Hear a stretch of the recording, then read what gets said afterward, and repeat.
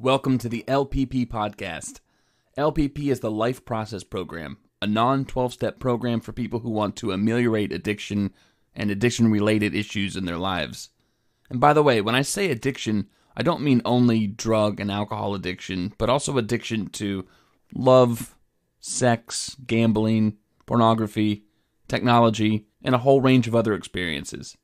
To learn more about our program, or to check out free resources like articles, videos, blogs, and podcast episodes related to solving addiction-related problems, visit our website at lifeprocessprogram.com or follow us on social media using any of the links in our show notes.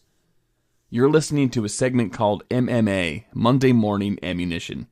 Some of our shows are long-form interviews. Monday Morning Ammunition episodes are short, educational segments that you might listen to during your Monday morning routine or Monday morning commute. Today you're going to hear Part 8, the last part of an 8-part discussion that I recorded with LPP founder Dr. Stanton Peele.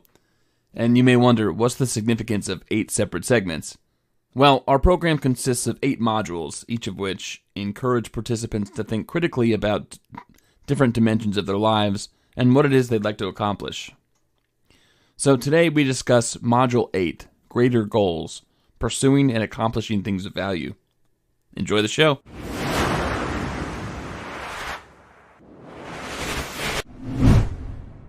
The last module is called Greater Goals, Pursuing and Accomplishing Things of Value. All right, now you have the skills, you have articulated your own problems, your own strengths, and you've figured out what kinds of strengths, skills you'd like to build. I mean, where are the growth areas? How are you going to incorporate that into a social life and connectivity and one of purpose and meaning? And how are you going to act in a mature way and take responsibility for things and have self-agency? With all that bundled together, now let's look forward. It's the end of the program, but it's the beginning of a new way of thinking about yourself and about the future. The greatest antidote and preventive from addiction is having a purpose in life. You know what I always say, you work with children all the time. I mean, I have children and grandchildren. And what I'm always looking for in any human being is that they have some kind of dedication, some kind of commitment. You happen to know my grandson, Cassius. And, Cassius, even when he was 10 years old, would say, animals are my passion. He interacted with your lizard and your dog, so you know about that. Yeah. And getting back to the kids who were interviewing me to do a video, a movie about, gaming or digital addiction, the main thing I'm thinking about is, well, these guys, they really want to do something. They want to do something positive. They want to make a movie. They know how to make a movie. This is a worthwhile thing. And as I said to them, I want you to do your homework. I'm not telling you to avoid, your reading and writing assignments and doing your math and chemistry assignments. But what gets most people through life is having a purpose, some kind of overriding goal, something that really motivates them, something they can be passionate about and care about. And in many cases, people have that. Maybe it's been buried and they've not done that. I know you've worked with clients. I know you had one client who you encouraged to start writing his memoir about, where you saw that gathered up what he was most skilled at and most motivated to do. And that's the last segment, is how are you going to leave this program and go in a foray out into life with some larger goal in mind, some purpose that can keep you on track, because nothing prevents relapse better than having something that's more important than resuming the addiction. Even if there's some ups and downs in your career or your relationship or your commitment to God or your commitment to politics or the community, or you're wanting to clean up the environment, or you're wanting to be a musician, or you're wanting to be an artist. All of those things are purposes, higher purposes. I don't mean higher purposes in terms of being religious. I mean higher purposes in terms of being something to get your eyes a little bit above ground level, so that you're not just thinking about slogging through the mud on a daily basis. You have something you're aiming for, some kind of a purpose in life.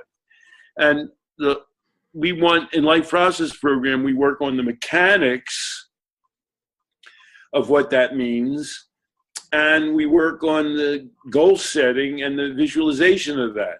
We write about how there are the 4 pillars of recovery, and the 4 pillars of recovery is developed. It was done by an expert panel, SAMHSA, Substance Abuse and Mental Health Services Administration, and the 4 pillars are, I'll go in reverse order: health, it's important to be healthy; community, which we've talked about; home, having some kind of a home base. Perhaps that involves, currently especially, skills of being alone, but it involves intimacy and relationships and family. But number 1 up front is purpose. And some of the ways that you achieve purpose in a therapeutic way, or some of the ways that we help people to do that, by helping people to focus on their work or their education, or how they're going to advance their job skills, or how they're going to advance in their careers, or how they're going to become better writers or better artists, or how they're going to be more fulfilled in whatever it is that they do. We practice some skills in helping people develop that focus and building the ladders to achieve those kinds of things. There are a million examples. We can go back to my Uncle Oscar, quitting smoking. He had some overriding purpose in life. He was a union organizer, shop steward, and smoking belittled and derided his concept of himself as somebody who was able to be independent of and strong enough to fight the company on behalf of himself and his fellow workers. That's a purpose in life. And people relapse sometimes when they're under stress, when they let their guard down, when they break up in a relationship, when, bad things happen in the world. Some people must be relapsing right now in response to the epidemic. But what keeps people going, not only, avoiding the addiction, but overcoming a relapse episode, is that they have some brighter, broader, farther-reaching goal in front of them that they can't lose sight of, that will always be with them, that will always be central to their identity, and that will always keep them moving forward. And whatever happens around their addiction will always retract them away from addiction. We have given people, or they have provided themselves with information and skill building around several dimensions of their lives at this point. So when it comes to relapsing, first, I would like to know what that means to you. And then I imagine that whatever relapsing means, let's say it means if people were using drugs and their goal is to abstain from using drugs, that they've used a drug again, they almost have talked themselves up in a way that makes it impossible for the use of a drug to make them have to go back to the drawing board, back to square one. Because that would almost be like saying, all of these things that have built up, you have to ask yourself, is my using of a drug, did that really devalue all of these things back to zero? And I think that if we're doing our jobs really well, then people would have to say, obviously, that's not true. But I want to turn that to you. What does relapse mean to you? And I think that's exactly a good way to put it. The example I use is a woman who hadn't had a drink in 6 years. She went to a bar. She had some spare time. It was near some Christmas shopping. She drank. She got drunk. She drove. She lost her license. She lost her job, and she got divorced. That's a train ride to hell. And the woman could have gotten off that train at any point. She could have avoided going to the bar just because it was nearby and she had time on her hands. She could have gone to the bar and just had Coca-Cola. She could have gone to the bar and only had 1.5 drinks. Even after she had a lot of drinks, she could have called her husband and said, I've had this mishap. Please pick me up. I don't want to drive. She could have reached an understanding with her husband even after all those bad things happened. She lost her license.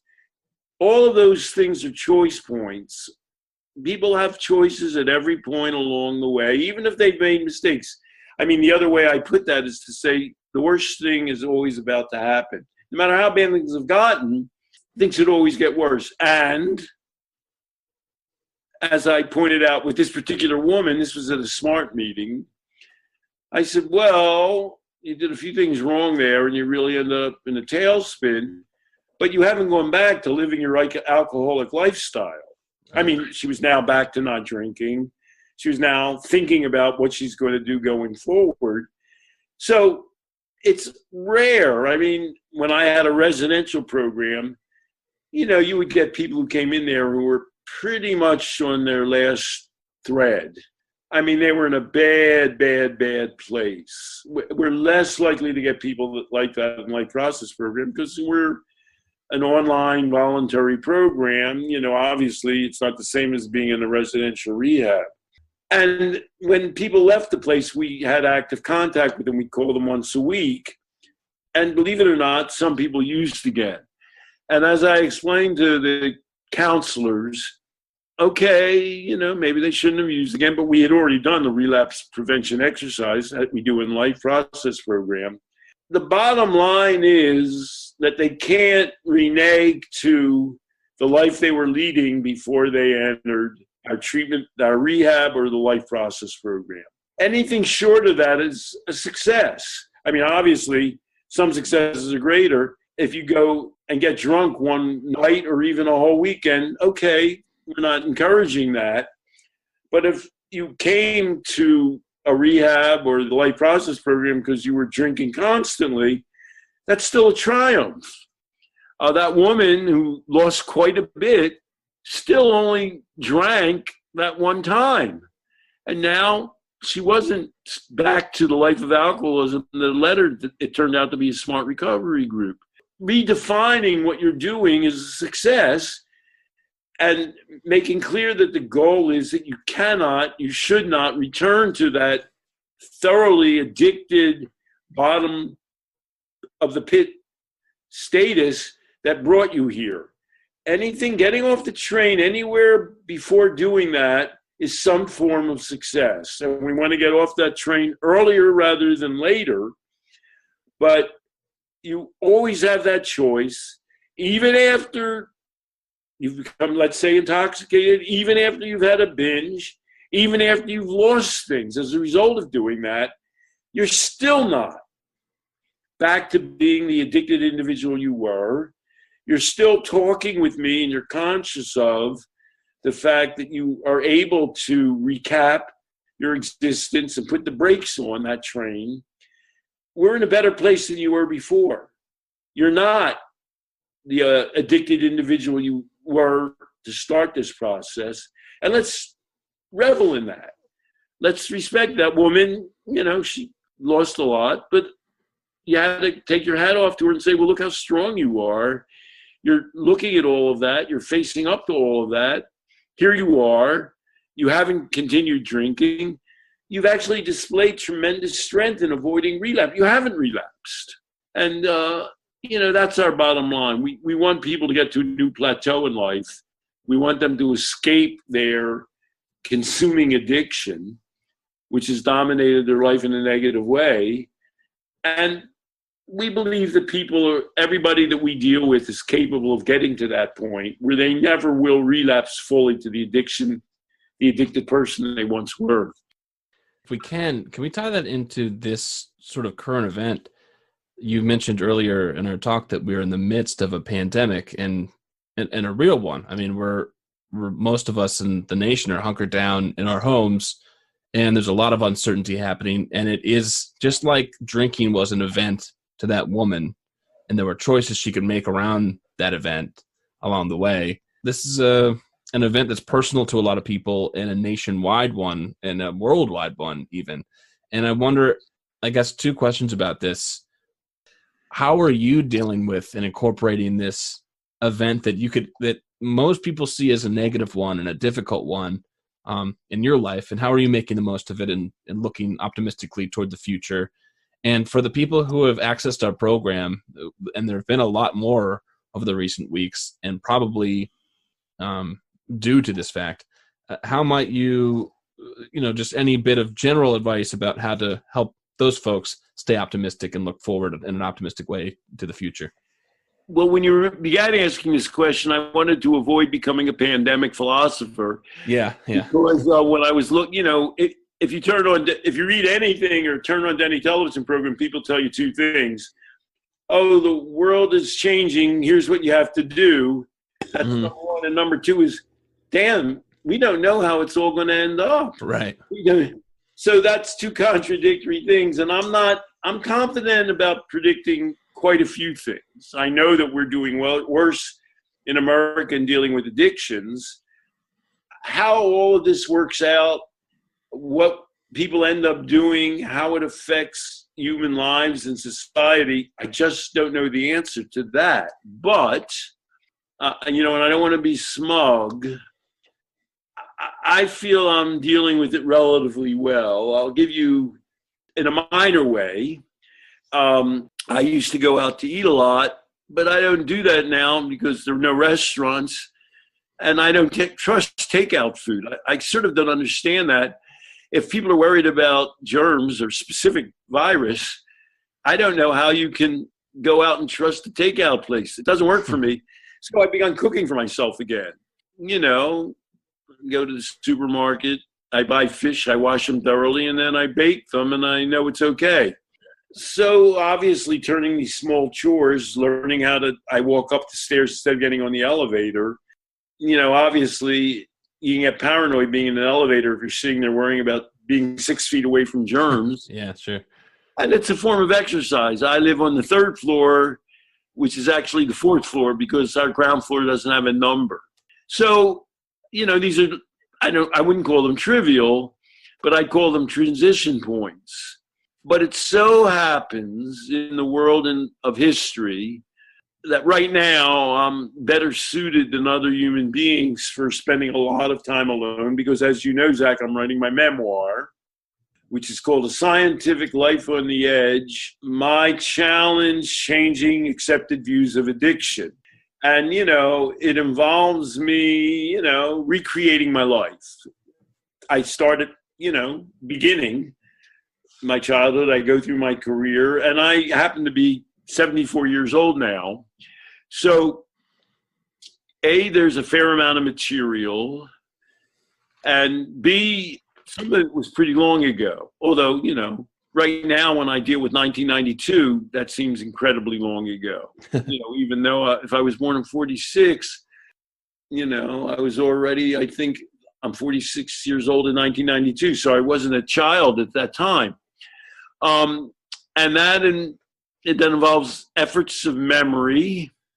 It involves efforts at going through my records, my books, my articles, my website. And it involves me contacting people, which is sort of funny and fun. Some of the people I'm writing about, I don't have completely positive relationships with. However, I did something with them at a certain time. And so I send them an email and I said, when did this happen? And, I guess one of the advantages of a pandemic is, people are fairly patient with dealing with old connections, and they have a little bit of time on their hands. And so I've been amazed that virtually everybody I've written to, I think just about everyone, has gotten back to me with the information I requested, even if in some sense that information is kind of negative, something bad happened at a given time. And so we have all these goals from the Life Process program. I mean, it would be hard to call some of this information seeking intimacy, but they're obviously positive and supportive relationships. One person I've kind of rekindled is a man named Nick Heather, who wrote one of the earliest books in 1981 called Controlled Drinking.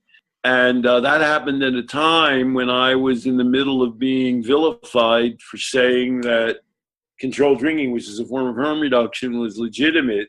And I didn't know Nick at all, and he wrote a book called Controlled Drinking, which it's his nature to be very thorough.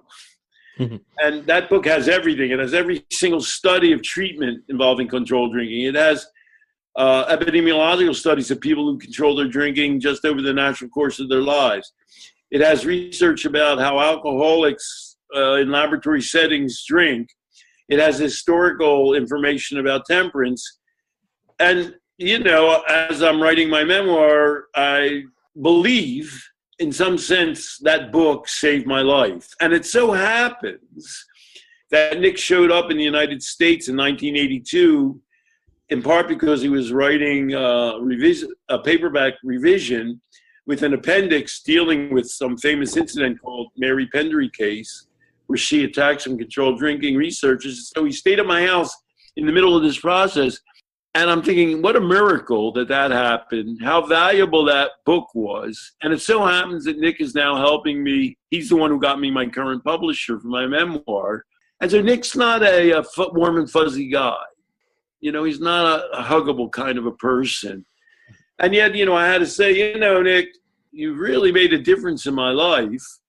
And, I just thought I'd tell you. And by the way, when did I come? He was the head of the National Alcohol and Drug Research Center in Australia.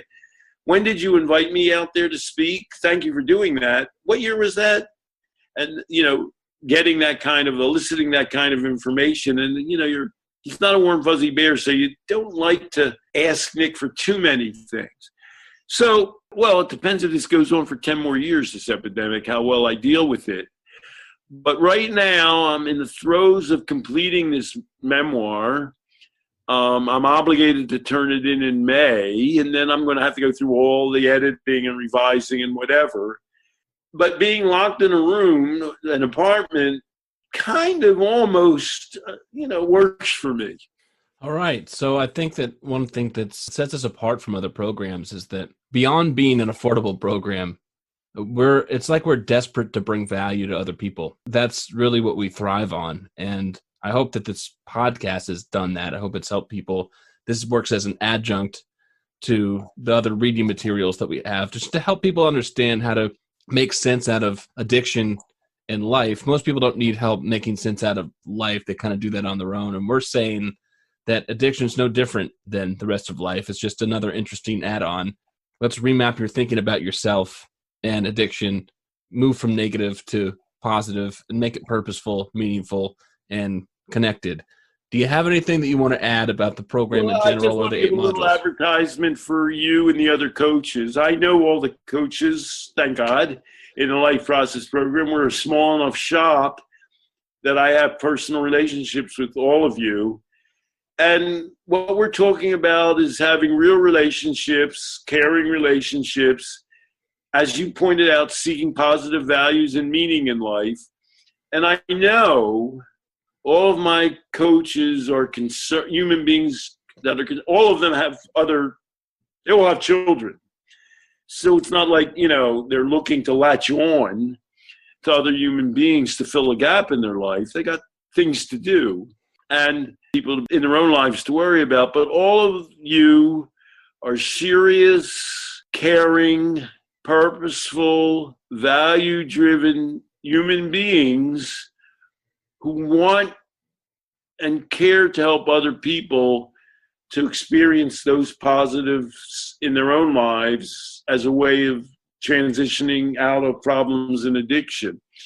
I couldn't have more faith and confidence in saying that I really think the LPP coaches are a rare and treasured lot of people. I treasure working with them, and I feel that every client will experience that as well.